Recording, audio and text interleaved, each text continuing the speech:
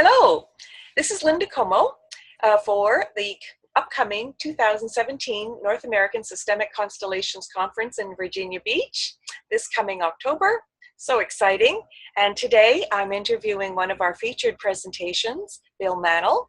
Bill's topic is To the Heart of the Matter, Rediscovering Presence, Vitality, and Creativity. Thank you, Bill, for meeting me today. Hey, Linda, how are you? Super, how are you? I'm well, thank you. Good. Very excited to hear about your presentation today. Yeah, me too. Great. So tell us about your presentation. I'm actually. It'll be the second time I'm doing this. I'm actually doing it in Copenhagen. Actually, it's about 3 weeks. And what this is sort of an amalgam of many workshops I've done, really working with a facilitator or therapist or body worker or whoever about sort of helping him or her really get grounded in themselves. And I use constellations as a tool to explore what's necessary, what's needed to help people sort of move into the field in a more original and authentic way. And it's been very exciting. So, and it's a brief workshop. But I've developed these small exercises, and I have to be careful when I say small because a woman criticized me. She says they're not small, they're deceptively profound, really to get us in touch with ourselves. And some of those issues that may come up may be fear, leftover family of origin issues that are still getting in the way when we step into the field and work with our clients. So that's really the focus of the workshop. That is super exciting. I like that idea. Yeah. That's going to help us facilitators. Yes, I hope so. Yeah. And when you were putting this together, what creativity did you come up with? How did it come to you that to focus on the facilitators? Well, I've been doing this work. In my other hat, I'm a family therapist, and I'm also a supervisor of therapists. So the idea of being with therapists who struggle with clients and have difficult cases, I've been doing that for like 10 years. And so now it's just switching that to working with facilitators. And it's really the self of the therapist or self of the facilitator. And we look at how does your system become overlapped with the client system, which can happen. And it can happen in a constellation too. So the idea is, coming up with ways that you can sort of stay clean, stay present, so that doesn't happen, and then also to enhance, like what do you like to do? How do you want to step into the work? Not how I do it, but how do you want to step into the work and enhancing? What works for Linda, right? And that's your creativity. That's your sweet spot. Mm-hmm. So. Can you give us an example of maybe something that a facilitator or therapist may have a blind spot about? Well, that's a big one. Sometimes it could be personal trauma, and it has not been worked through, or it has not come to a place where it doesn't get activated. We all have personal trauma, and so when you're working with a client, you want to make sure that if the issue is similar, that you can have these exercises as internal, and this is something that you can do in 30 seconds. That you can just this is familiar, but it's not mine. So I can be present to the client before we step into the constellation. And if the constellation gets to be emotional or goes to a certain depth, I can still be present because I can put this over here and put it on hold. So. That can be a blind spot because sometimes people aren't aware of that, and they can get triggered. Or a client. Another one is a client reminds you of someone in your system, like your mother, but you're not. And you get irritated or agitated. They're just talking. They're not doing anything, but you're getting irritated. That could be a blind spot. So, and there's many more. Yes, there are many. Yes. And so further question to this is then if someone is having that connection to the client a little bit too much, or having the trauma in their own system and it's getting triggered, what would be some of the signs for the facilitator? Like, for example, I'm very emotive. So sometimes when I'm facilitating, I notice my eyes start leaking and I start crying. Would that be one of the signs? It could be. It happens to me too. We're human, and so sometimes when emotions or connections start to happen in a constellation, we're just touched by it. That's all. We're moved by it. It happens to me. I have to take a step out a little bit just to relax, because it's deeply profound. There's a lot of love that's happening.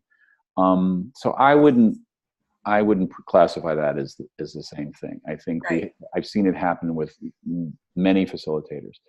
The difference is, I think, if a trauma comes up and you haven't resolved it, you haven't worked through it, what you might do is just completely avoid it and take the constellation in another direction. That's a little tricky to spot. I would only know that if I talk to the facilitator. You move it into a place where you don't want to go to, because unconsciously it's too frightening for you. So that's one area. So a little bit of fear might be one of the triggers that you notice as the facilitator. Fear. Yep. Fear, ending a constellation too soon, and it's not because the client can't absorb it or take it in. It's because it's too wobbly for you. That could be one. Could be other factors too, but it could be. And probably intuitively, we facilitators know, oh, that hit a nerve. Yeah, and that's okay. That's going to happen. It's just having a process, an internal process where you can breathe through it, give yourself distance, and move back into the field and be present for your client. To think that that's not going to happen would be naive. It will happen, but if you have the skills to say, okay, I like to take distance. You step out a couple feet back, ask everybody to hold. You take care of yourself, and you come back. You breathe, and you come back. Yeah. Right. That's just one technique. Yeah. Yes. Yeah. Because it will happen. It will happen. We will get thrown off balance, and this is the idea of how do you stay balanced? How do you stay focused? How do you stay present? So in your workshop, we're going to learn some techniques to keep ourselves centered. Yep. And moving forward with vitality. Yep. And what I'll do is with vitality, which is this whole life force. But what I'm going to do is I have these. I can't give it away yet. You're right. What I'm going to have is these small exercises, these very mini constellations that will put you, as my friend would say, they're deceptively profound. Will put you in those places that'll activate you, and then through the exercises, you'll be able to say, okay, I can stay present through this. This sounds very exciting, Bill. This is going to be very well attended. I'm excited for you. And it's only an hour and a half. I don't need any more than that. Right. Okay. Well, maybe you'll have to give it in one of those open spaces too, because maybe. It's so well attended.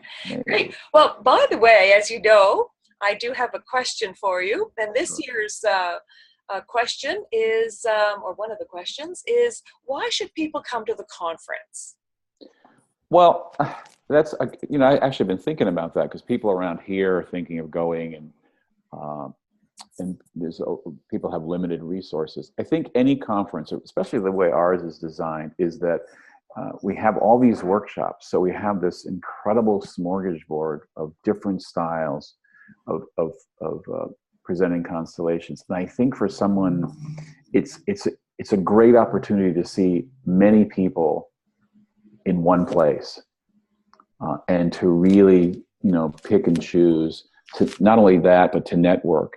So there's a richness to it, because everybody's coming in from a different background. And most conferences, whether it's Constellations or others, are designed that way. So you have all these top presenters, facilitators, and as a conference participant, wow, I can actually be in the presence of all these people and go to these different workshops. So as opposed to just going to a workshop with so and so, which are great, or this with so and so, that's what I think the conference offers.